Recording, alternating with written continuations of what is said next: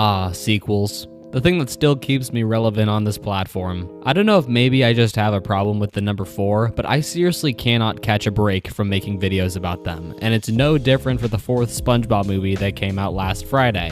And if you didn't know this thing came out or even was real, trust me when I say you didn't miss out on anything. Once again, let's dive into a movie made by people that, once again, don't understand what made their characters and original plot actually good. Now, I would like to mention that SpongeBob is something I hold close to my heart as being a big part of my childhood. Yet, recently, it has been on the decline, and honestly, it's extremely noticeable when you put up the very first episode of the show and the most recent one. I think my one pro about the movie is that it's on Netflix and not Paramount Plus, even though it makes no sense why it's on there, because honestly, who has an annual subscription to Paramount Plus? So in this video, I want to talk about how we got here and how over time SpongeBob as a character has been brutally mutated into something that 10 years ago would have felt way too unreal. So I think the best place to start is actually the subscribe button, because trust me, it helps a whole lot. Also make sure to like and comment something as well. With that said, the 25 years SpongeBob SquarePants has been in the media,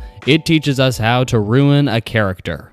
Now, before we get into the movie that's titled Saving Bikini Bottom, the Sandy Cheeks movie, to show the progression of SpongeBob's character, I want to start in the good old days, on episode 1, Help Wanted.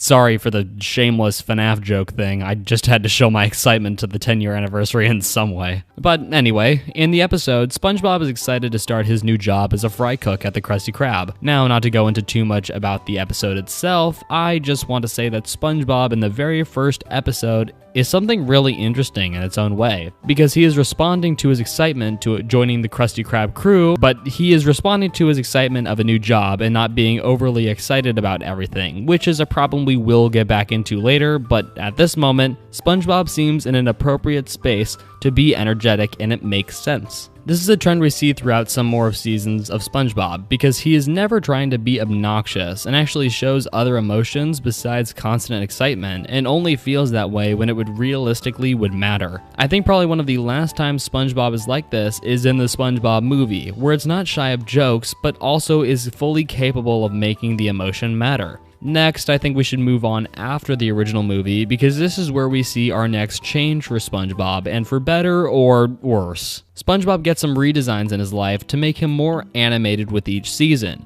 and also takes advantage of the joke that SpongeBob laugh is annoying to some people. It's an extremely unique laugh, but also when used continuously with each episode, they start to play into the joke that it's annoying, and sometimes this is actually funny, but we will see how this joke gets really old really soon, I promise. Now, skipping ahead to the second SpongeBob movie titled Sponge Out of Water, this movie took things in a different direction, because SpongeBob did feel different. He was much more energetic, which in terms of the movie actually benefited the story, because it shows how carefree SpongeBob is during this big event when everyone else is miserable. I also think that this was the last time this personality was used, because after the movie, the show started to realize that its original audience obviously has grown up and doesn't care as much for newer episodes of the show. So instead of appeasing the people who used to watch the show, they started to appease the people who are currently watching the show. And honestly, rightfully so. Because although I am talking about the downfall of the character, I do have to admit that trying to go after an audience that no longer cares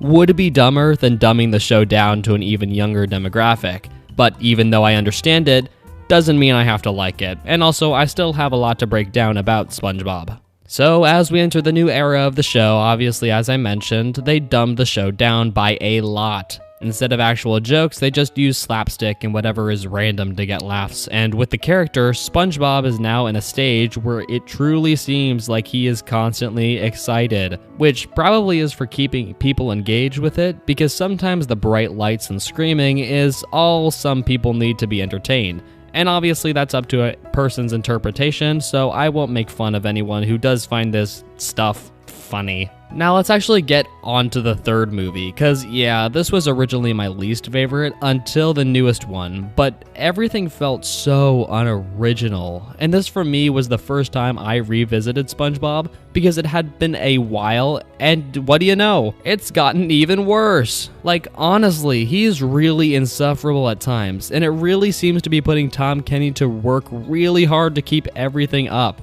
And I feel bad, honestly, because I want to remove the artist from the art because Tom Kenny is an extremely talented voice actor and someone I would want to strive to be. But it's too bad SpongeBob has become worse, but I'm hoping he's still happy in his job. But the perfect transition is that SpongeBob seems to push him to his limits sometimes, because of how demanding a constantly over-the-top character can be, and the constant laugh and character voice can start to hurt after a while. And this is where we get into the next part, where Tom Kenny, believe it or not, is getting older with each season, and him pushing his voice more and more might actually be hurting it, because your vocal cords having that much pressure on them by doing those voices can actually damage it if it's put under a lot of stress consistently. And sadly, this is when the internet has started to realize that SpongeBob almost sounds a bit different than he did back then. This leaves SpongeBob trying to be really energetic, but the voice doesn't meet what is happening. Now, let's get on to the newest SpongeBob movie, and coincidentally, the fourth SpongeBob movie, and easily, you guessed it, the worst. This is the current and absolutely most recent look at SpongeBob. We have gone through different stages of SpongeBob where all of them seem to start with a movie that was made, which proves as a big milestone for the character, and has been going down ever since the first one. This movie is nothing different when it comes to things going downhill, but it's completely different than 25 years ago, or even 5 years ago. SpongeBob has lost all emotion, like he doesn't even seem like the real SpongeBob and more just a corporate mascot for Nickelodeon. Kinda like the Mickey Mouse mascot at Disneyland, which just has the big smile and waves, but doesn't actually have any emotion besides the smile that's always on. It's like staring at a body with no actual soul put into it. And for some examples of this, is SpongeBob laughs at anything and everything, no matter what it is, which always seems to be because the jokes they're telling aren't jokes and just random sayings, and if SpongeBob laughs, it tricks some people's brains into thinking that it's actually funny.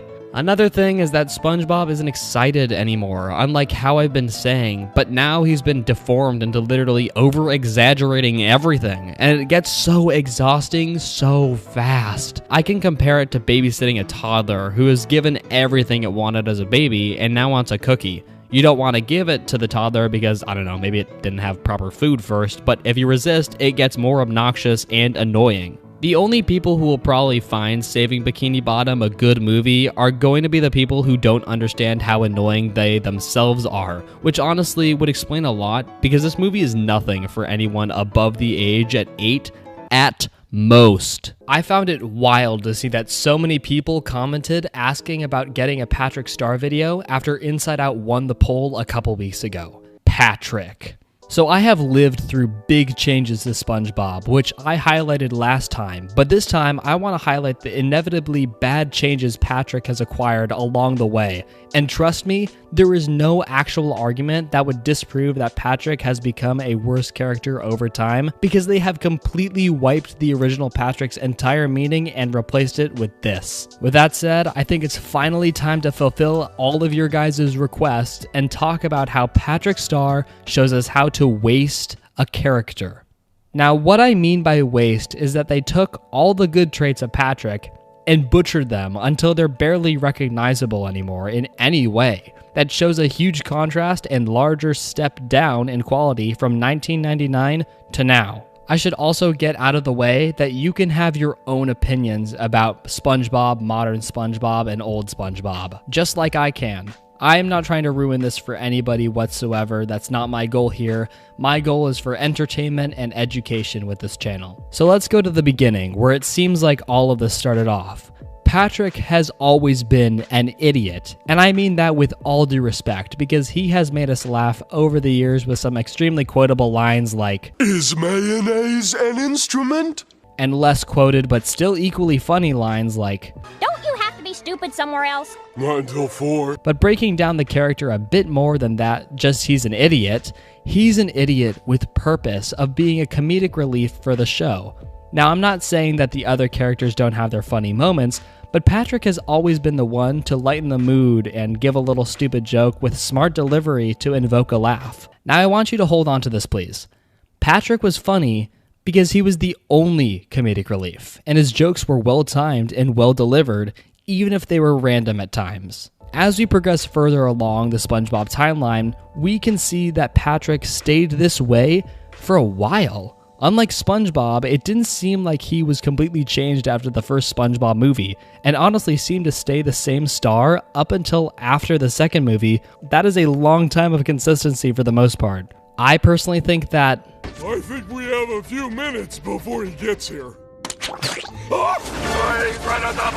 is still genuinely a funny line that has a comedic value to it and has depth, like how he goes from 0 to 100 just by SpongeBob turning the binoculars the right way, which I understand not everybody likes the same comedy, but I hope if you disagree with thinking that the joke is funny, you can at least respect that there is an attempt at a comedic effect used with a good structure. The biggest problem Patrick faces after Sponge Out of Water is that the show realized its audience from years and years ago are now older, and that they need to change the show in order to keep the newer generations interested. One of the big fallouts of this slow change was dumbing down the show, and in doing so is dumbing Patrick down even more than he already was.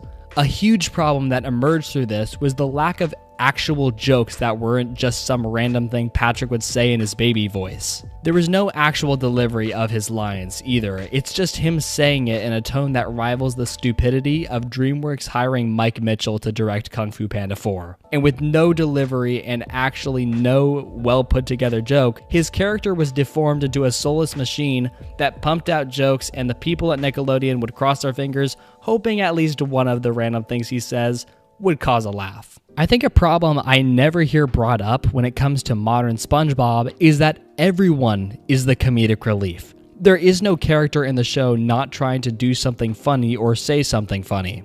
Patrick no longer has a purpose in the show anymore because when everyone's super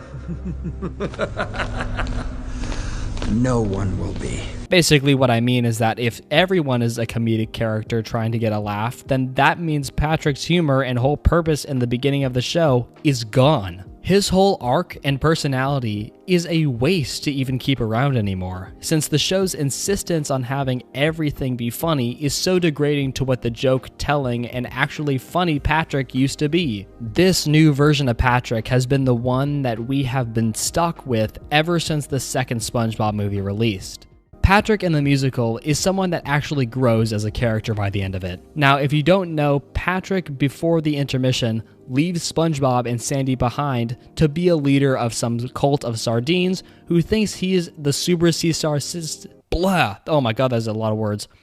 The Super Sea Star Savior and an insanely good song. Now, what's done here is Patrick finds a place where he is number one, whereas wherever he goes around Bikini Bottom, people just think he's stupid. But this cult he found actually values what he has to say, even if it is stupid. This is something that comes back up later when SpongeBob and Patrick duet about missing each other, and even later when Patrick realizes his place in the team he used to be a part of and saves the day. What is so refreshing about Patrick in the musical is that he actually has a purpose to the plot, rather than just being there for comedic usage. The writers of the SpongeBob musical are actually geniuses, taking Patrick from long ago and bringing him back, but also allowing him to be stupid for the plot's advantage. I could rave about how good the SpongeBob musical is because, believe it or not, I actually saw it before it even got to Broadway in 2017 and was blown away by how good it was in 2016 before a lot of people got to it. I desperately wish Patrick could find a better use in SpongeBob, or even just regain his significance of being the comedic relief than just being wasted potential for something that was already great and never needed to be changed. But now it's time for the character that over time we all start to relate to more, also known as Squidward Tentacles. Squidward back in the day was used as a character that was very self-obsessed and selfish, yet still had a side that was able to learn to care for others, kind of in a way that the Grinch kind of showed it, I guess, of how angry people have a soft spot. What is so cool about Squidward is that in the olden days, he was something that was funny, and in some ways, as we grow up, turns into a character that we can understand why he seems so miserable. But as of lately, he's been turned into a character with no emotion, no redeeming qualities, and is only used as a toy for SpongeBob and everyone else to harass and cause harm to. So in this video, I want to talk about how Squidward from SpongeBob SquarePants shows us how to break a character. I want to move one season past season 1 with episode 8, season 2, Christmas Who. That also rhymed. I think you should like and subscribe for that. Now, personally, when I think of an episode that truly shows Squidward as a character, I love to think of Band Geeks, but to challenge myself on analyzing, I want to use Christmas Who because it genuinely shows what I'm trying to get at when it comes to old Squidward. Christmas Who shows us the town getting ready for their first Christmas since Sandy introduced it to them. But Squidward is able to look past all of this and in a mature way doubts the logic behind Christmas as a whole. So at the very end, when SpongeBob lets down the whole town when no one comes to give them presents, Squidward takes the moment to make sure everyone knows he is right and that all the other people in Bikini Bottom were wrong and stupid, which doesn't go over well since Squidward realizes that he just ruined the moment even more and rummed it in, making him feel like a big jerk. So Squidward reverses this by giving away everything in his house to make everyone else feel happy, even if that leaves him with nothing left. To break down the character more is that Squidward in some episodes during the earlier seasons was viewed to be a mature character that had a negative view on society, but at the end of the episodes learned something that can genuinely relate to older people's problems when it comes to staying happy. Squidward was always someone that the others could rely on to make jokes about, and has consistently stayed like that for a while, as long as Squidward was criticized for something that makes sense and serves as an actual joke. This dunderhead's mouth! Gee, Squidward, maybe Santa will bring me a dictionary so I can understand what you just said. Oddly enough, Squidward is relatively absent during the first SpongeBob movie, so there isn't much to talk about other than him realizing that Plankton is wrong. Now, there is a problem I haven't brought up yet that's referred to as Squidward torture episodes that have always been something that existed since the first season, with something like literally the second episode titled Reef Blower. The issue at hand with this is these Squidward torture episodes became more and more common as the show went on, but we will get back into that in a second because the Sponge Out of Water movie is something I haven't talked about yet. Sponge Out of Water actually includes Squidward more as one of the main protagonists. After being neglected, it's good that he has been included because they actually take the joke of Squidward being bad at the clarinet and actually use it to the movie's advantage by making it his superpower. Now, blah blah blah, we get back to the real show and years go by and, oh no, are we in for a bad time. Squidward, once again, for the third time I've said this about the characters in SpongeBob, has completely lost its original meaning. Instead of being a grouch who learns lessons at the end, I can probably describe him as the person that tries to act emo for no reason. Like, I'm not calling Squidward emo, but his character feels completely fake, and to the point I want to make, his character is broken. Broken in the sense that his original meaning was fractured and shifted around trying to recreate what was good about him in the early days. Kinda like the vase you broke in 3rd grade you tried to repair with tape and glue. What is so disappointing, and something I mentioned earlier, was how tortured Squidward is as a character. He is constantly the butt of the joke in recent episodes, even for no reason whatsoever, other than the fact that, oh look, he's depressed, haha. Wouldn't it be funny to hurt this sad man and make him feel even angrier at the world? I just don't get the thought process behind any of this unnecessary hatred to this broken and sad squid. Overall, the entire point of torturing Squidward is highly stupid, because the whole joke is slapstick, which, sure, is funny occasionally and when it's done right, but slapstick for the sake of being slapstick is just like edge for the sake of being edgy. It's stupid. All in all, Squidward is a character that honestly doesn't need much tweaking to be back to his full glory in the original series, and it's sad to see him so neglected as a character and only put in for the sake of being there and being a main character in the show, like how during Sponge on the Run and Saving Bikini Bottom did him. It's horrifying how different modern SpongeBob is compared to older SpongeBob, and honestly, I would hope it would go back, but we know that in 20 years from now, people defending modern SpongeBob now will be mad when SpongeBob gets worse and ruins more of what made it anything other than good. I just want to add that I am not forcing my opinion on you, but am taking the logical beliefs on character writing and debunking Squidward for a character and how far we have come. It's up to you if you think his changes are for the good or for the bad. Also, by the way, go watch Peacemaker. Make sure to like and subscribe if you enjoyed. Comment anything you want. If you think someone you know would like this video, then share it with them as well. Thank you everybody for watching. I'm Enchanted. Bye.